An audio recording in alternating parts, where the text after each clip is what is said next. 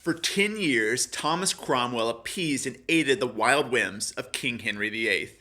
But because Cromwell arranged a marriage to an ugly woman, Henry beheaded him.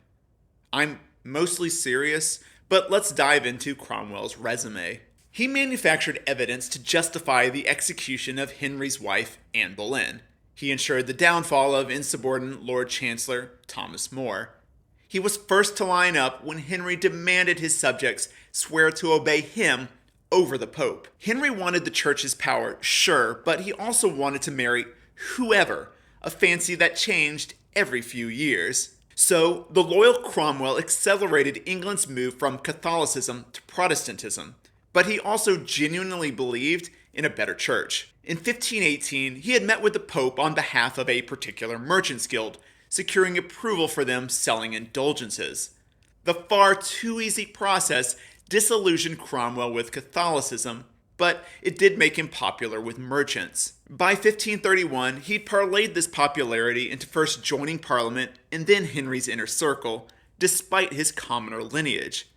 Soon after, the king implicitly authorized Cromwell to supervise his legal and parliamentary affairs. Cromwell justified his liege's trust by engineering Henry's legal separation from both his first wife and the Pope. This allowed Henry to marry Anne Boleyn, and Cromwell was rewarded with oversight over all English churches. Cromwell's most significant ecclesiastical act was the seizure and sale of Catholic property, along with destroying or relocating various libraries. Henry, though, just wanted to marry whoever and finally considered Cromwell was perhaps going too far. This trepidation, along with Cromwell making enemies out of jealous nobles and staunch conservatives, put him on thin ice.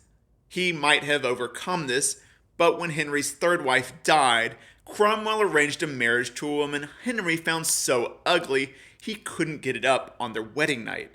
This sexual dysfunction somehow became public knowledge, and Cromwell's enemies pointed the finger at him. Additionally, the marriage put England possibly opposite France in a war Henry didn't want. But really, it's Henry's ego in getting set up with an Uggo that sealed Cromwell's fate. When arrested, Cromwell shouted, "This then is my reward for faithful service." Yeah, buddy, don't support egotistical, unpredictable kings. You never know when they'll turn on you. And in 1540, Cromwell was beheaded before a live audience.